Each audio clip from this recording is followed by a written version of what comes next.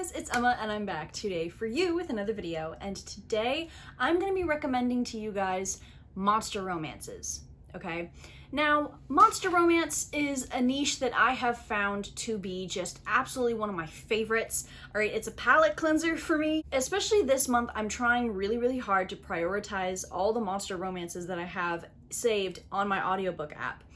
And I want to recommend to you guys some of my absolute favorites that I've read, okay? Before we actually start, I would really appreciate it if you guys would go down to the description box and look at all the links that I have there for you guys pertaining to stuff going on in the world right now. For example, the genocide going on in Gaza, the slavery going on in the Democratic Republic of the Congo, and the war going on in Sudan, amongst others. So I will have all those links down there to articles, donation pages, anything of the sort, right? For you guys to interact with and share. And then down in the comment section below, let me know whether or not you guys like monster romance, whether you're trying to get into monster romance, whether it's still like a guilty pleasure that you still hide from like other people, because girlfriend, me too.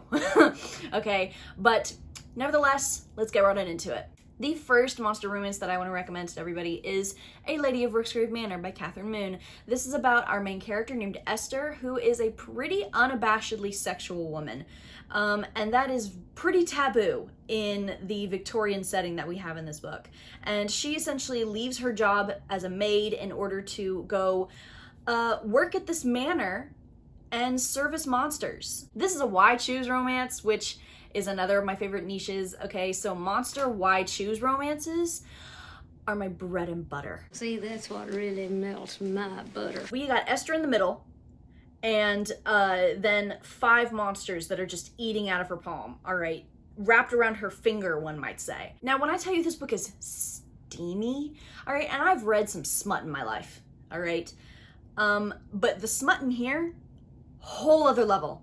All right, I just remember like clutching my metaphorical pearls like pretty much the entire time, like kind of, you know, twiddling with my hair, twiddling my thumbs. It was wild, okay? This book has one of the raunchiest sex scenes I've ever read in my life. And I don't know, I thought the plot was really good. It has a plot.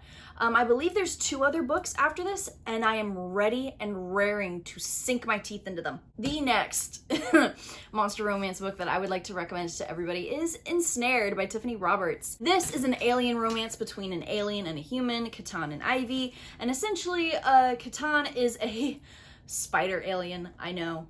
Work with me. Katee lives in this colony whose queen at the moment really wants him as a mate. He doesn't like her like that. And so in order to get away from her advances, he lives as a hermit in the jungle. And one day he stumbles upon what he doesn't know to be a spaceship, a crashed spaceship. And in this spaceship, he finds Ivy, and he kind of accidentally takes her out of the pod and inadvertently saves her life. And, you know, he brings her back to the jungle, and she wakes up, and essentially this book is all about them trying to figure out how to live with one another and, you know, adapting to each other, and then their eventual romance. This is the book where I was like, okay, no, alien romances might be for me. This is a slow burn.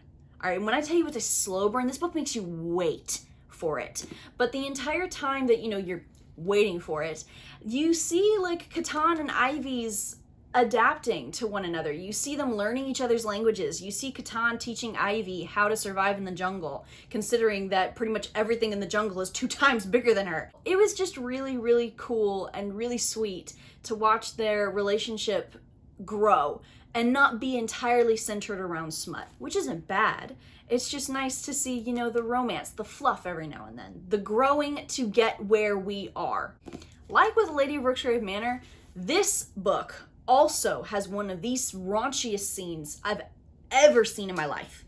All right, it was probably coupled with the fact that it was like the culmination of the slow burn, where it's like, oh my gosh, it's finally happening. Whoa! Like I was bewildered like the entire time I was reading it. All right, in a good way. Okay, I had to reach up and pick my jawbone off the floor. There's also, like, I think 2 books after this one. This one does end kind of on a cliffhanger, I guess. I do still want to read the other 2 books in this series. The next monster romance that I want to recommend is The Dragon's Bride by Katee Robert. Now, this is a monster romance between a dragon, or like a dragon esque humanoid, and a human. Charlotte cameo.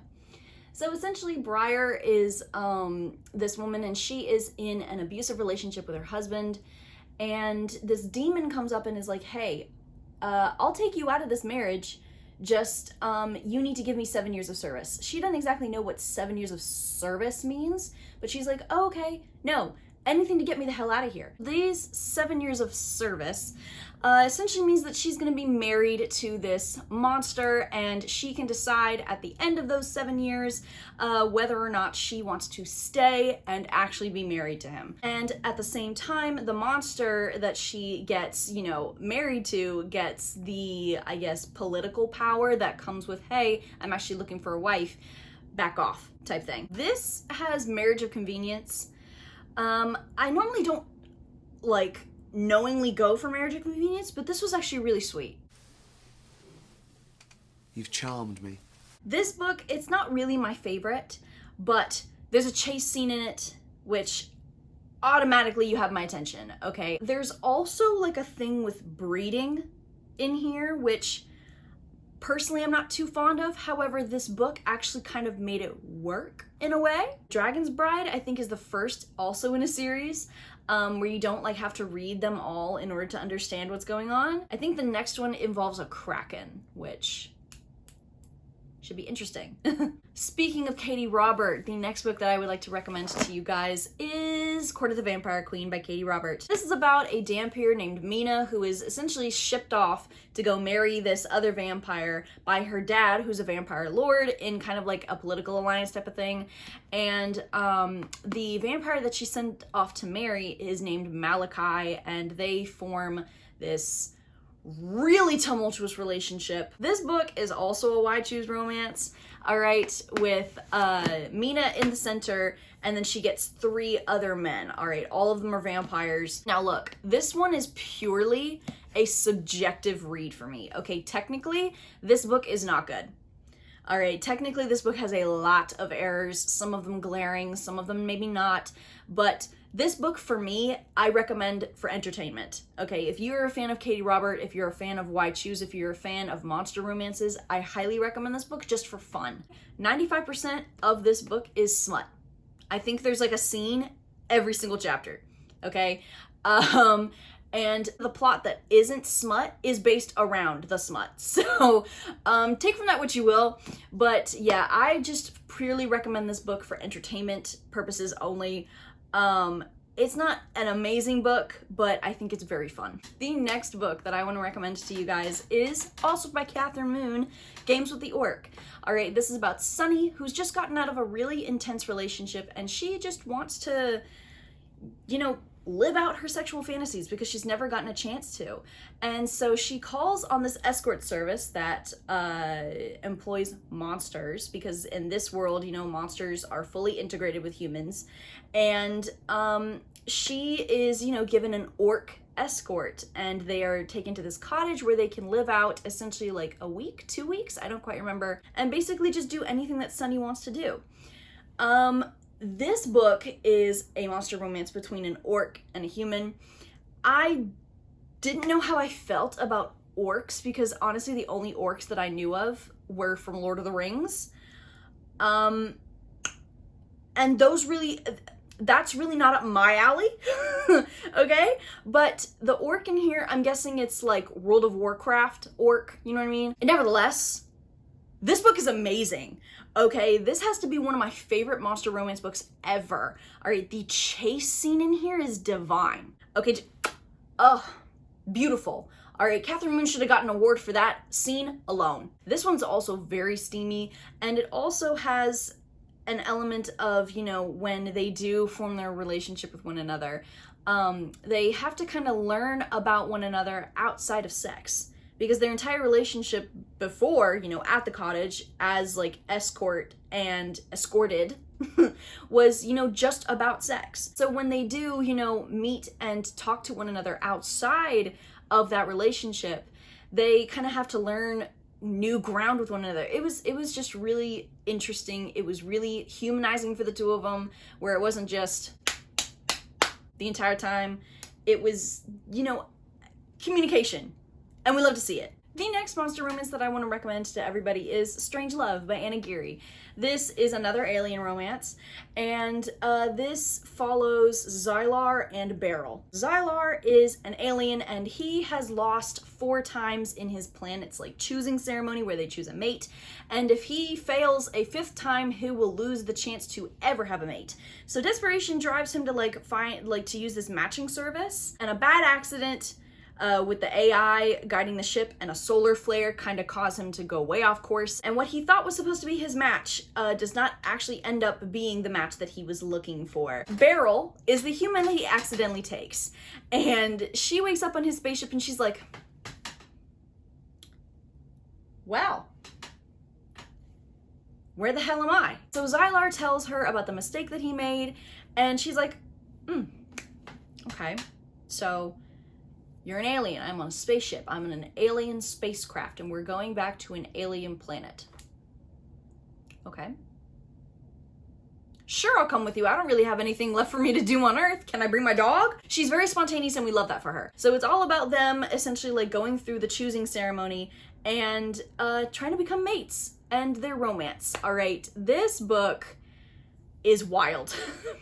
First off, with the synopsis, I'm sure you can gather just how spontaneous this book is with itself. I don't know if you'd call it marriage of convenience, but I mean, yeah, technically it is. And I'm sure you could also put this under mistaken identity, but I really enjoyed this because of the games aspect. You see all of the parts of this choosing ceremony that Beryl and Xylar have to go through, along with all of the other couples that are with them. It was just really, really cool. It was a really unique concept. The smut in here was unlike anything I've ever read. Okay, so take it from me, this book is spontaneous. The last monster romance that I would like to recommend to y'all is The King's Spinster Bride by Ruby Dixon. This follows Hala and Meteor. Hala's kingdom gets taken over by Meteor's kingdom, and Meteor at the time of this takeover is a boy living in Hala's court. And basically all of the courtsmen and the noblemen want to kill Meteor because, mob mentality. And Hala is like, no, I'm not gonna let you kill a kid. He doesn't have anything to do with this. Y'all can back the hell up, essentially. So Hala saves his life. And, the conquering kingdom essentially sees her and is like, okay, no, we're not gonna kill you, but we're gonna have to send you away to a convent. So she goes away to that convent and lives there for 16 or something years. 16 years go by. Meteor has now grown up and he has taken up the mantle of ruler of this entire kingdom now. And his counselors essentially come up to him and are like, hey, there are some rabble-rousers that are trying to put Hala back on the throne. You need to murk her. And Meteor was like,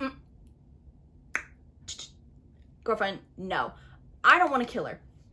Okay, I'm gonna marry her. Because this entire time, ever since she saved his life, he's been head over heels for her. So this book is all about them going through his culture's marriage ceremony and their relationship, and it's just really, really sweet. This is age gap. And at the time I've been reading this, I was very, very iffy about age gaps. I still low-key am, okay, with the slippery slope that they ride on, okay, but at the time that I was reading this, this had been the very first age gap romance that I had heard about, let alone read, that had the woman that was the older one. I don't know how long ago I read this, so my opinions may have changed on it, but at the time I remember really, really enjoying this. It was really steamy, and it was really particularly sweet. I vividly remember just how sweet Meteor and Hala were. Okay, if you like romances where men just worship the ground, the dust particles that fall off of their woman's feet, The King's Spinster Bride is for you. Okay, Meteor would skin himself if Hala even dreamed about it. It's between a human and, I guess, a humanoid. I really, really enjoyed this book. It was steamy, it was sweet, it was really interesting. The world was actually pretty cool for just how short this book was. The plot was decent. And yeah, I can't wait to see what else Ruby Dixon writes in terms of monster romances. Just not anything connected to Ice Yay and Play Barbarians Bay. So you guys, those were all of my monster romance recommendations. I hope that you've enjoyed. I hope that if you like monster romances like myself, you know, you can take some of these recommendations. And I will be uploading a part 2 because I have read some more that I think you guys would enjoy. Also, honestly, now that I think about it, let me know y'all's favorite why choose monster romance, okay? Because that is my niche. Okay, so with that being said, you guys, I hope you've enjoyed. I hope that you continue to look out for more stuff on my channel. I hope that you guys are staying safe, and I hope that you guys have a good rest of your day. Goodbye.